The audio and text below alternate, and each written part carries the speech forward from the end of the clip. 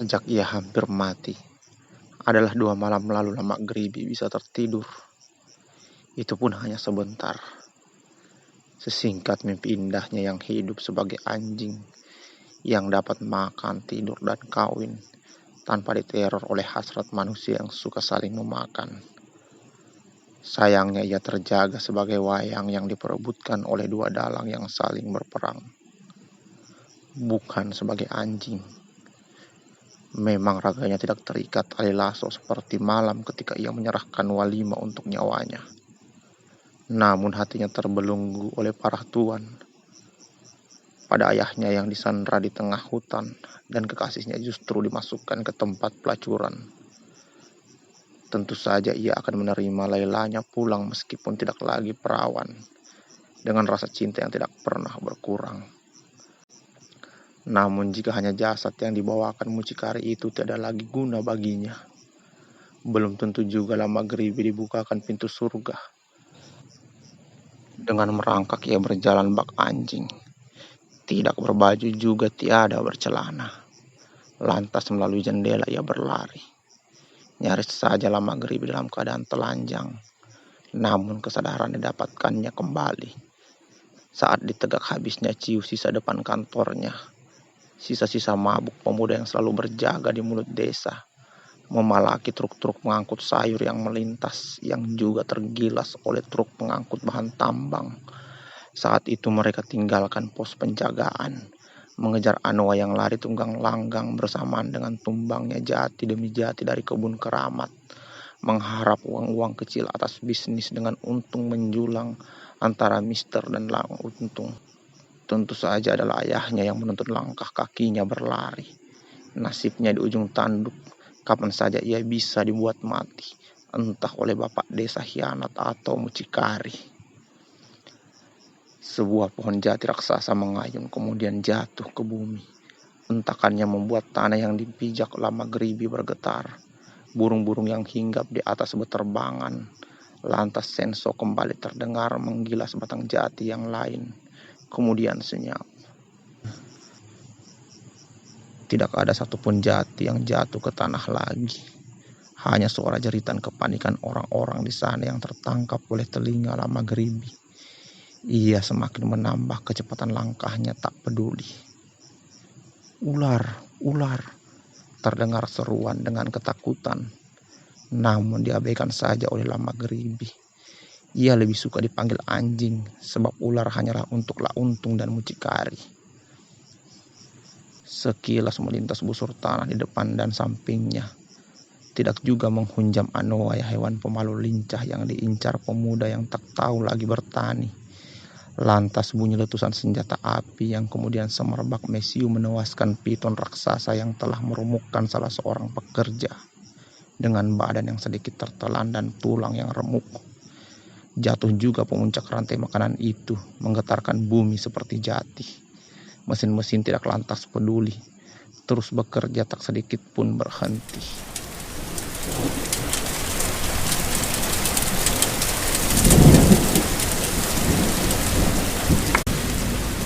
Hujan deras turun di musim yang harusnya kemarau. Lama Geribi juga tidak menyurutkan langkah. Terngiang olehnya ayahnya yang kurus, lemah, berantakan juga kesepian. Berpacu ia dengan siapa saja dalang yang hendak datang membunuh. Sebuah gubuk jauh menerobos hutan lindung masih jelas dalam ingatannya. Rentan waktu yang lama tidak lantas membuatnya luntur. Larangan adat kepalang tanggung dilanggarnya.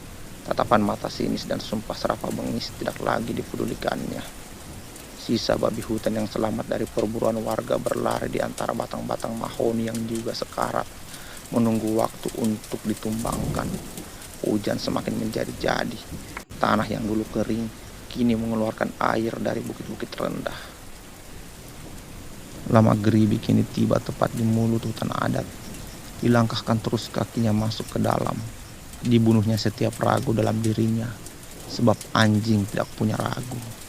Namun pohon besar dan daun raksasa yang lebar membuat dia lebih menyerupai kutu yang menyelinap di sela-sela rambut tebal bidadari oleh mata gagak-gagak pewarta duka. Ia masih ingat sebuah pohon cendana yang menjulang tinggi adalah rambu untuk mengambil jalan ke kiri. Sedikit menerobos serindang bambu-bambu raksasa. Tidak ditemuinya seberkas cahaya matahari menyusup di antara dedaunan. Sementara hari merangkak pasti menuju malam. Langkah kakinya diiringi suara burung rangkong, sementara Tarsius melompat tak tentu arah. Kemudian hilang bersembunyi pada malam tanpa cahaya yang baru saja mengusir senja. Awan hitam belum juga beranjak membuat rembulan alfa memantulkan sinar mentari yang berjaga di belahan bumi lainnya. Hanya cahaya petir yang sesekali membelah malam temaram, memberikannya sedikit waktu, menghafalkan tapak-tapak jalan yang bisa ia lalui. Mata anjing hutan yang menyala tidak membantu. Diam-diam ia berharap pada babi hutan, monyet, rusa, atau anoa berada di dekatnya. Ular atau makanan yang lebih lezat dibanding dagingnya yang pahit. Petir kembali menyambar membelah langit tanpa gemintang. Seberkas cahaya itu menerangi sebuah pondok tua di ujung terowongan bambu.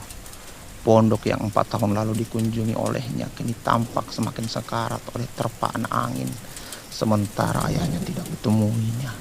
Hanya tulang belulang manusia yang telah lama mati didapatkannya. Terpancung dan terkerangkeng rangka itu tiada lain adalah ayahnya.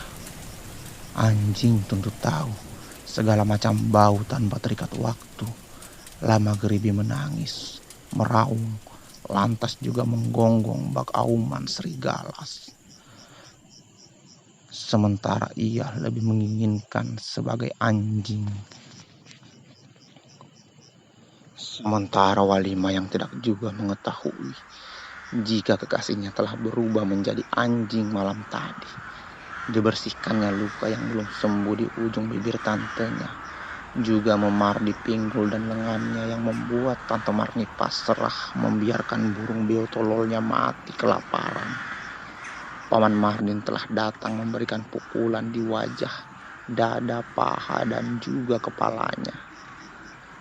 Pukulan di ulu hati membuat Tante Marni terkulai lemah. Mulutnya mengeluarkan darah, matanya melotot, napasnya tersengal. Mengeluarkan suara pun Tante Marni sudah tak sanggup. Walima tidak bisa berbuat banyak, bahkan sekedar meraba denyut nadi dan merasakan embusan nafas Tante Marni yang tampak sekarat.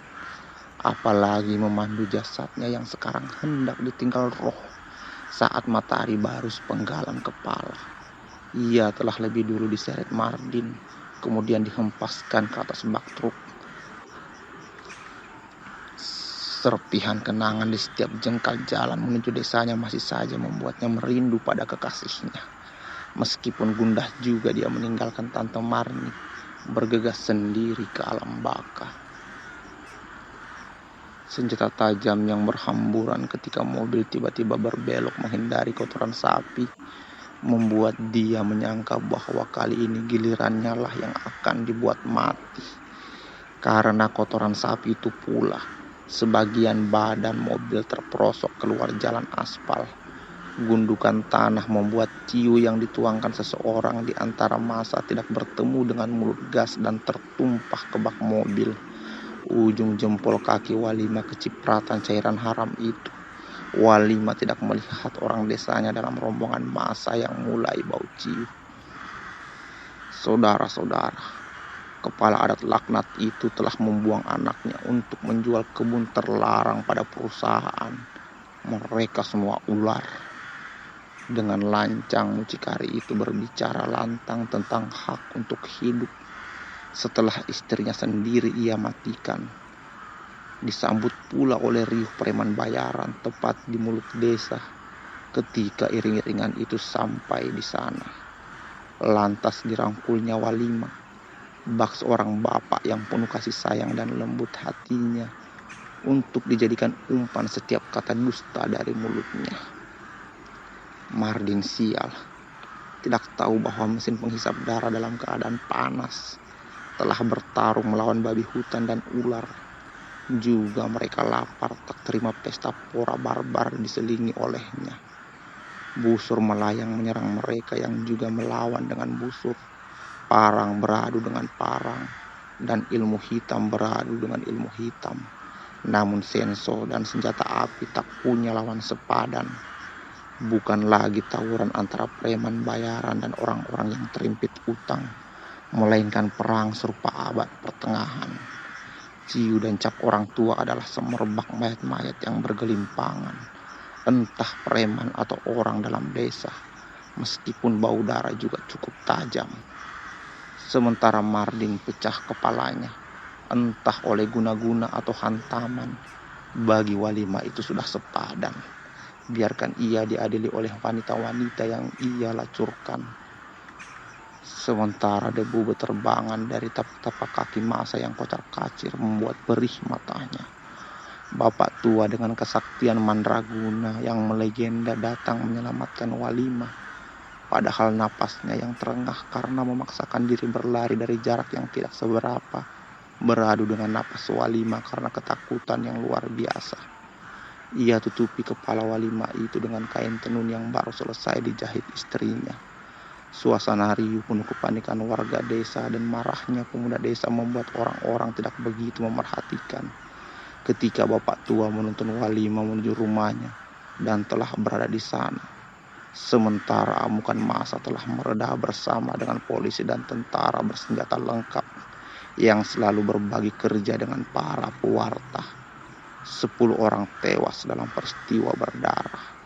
Sedangkan Mister tenang-tenang saja melihat harga sahamnya yang meroket dan lah untung telaten menghitung untung.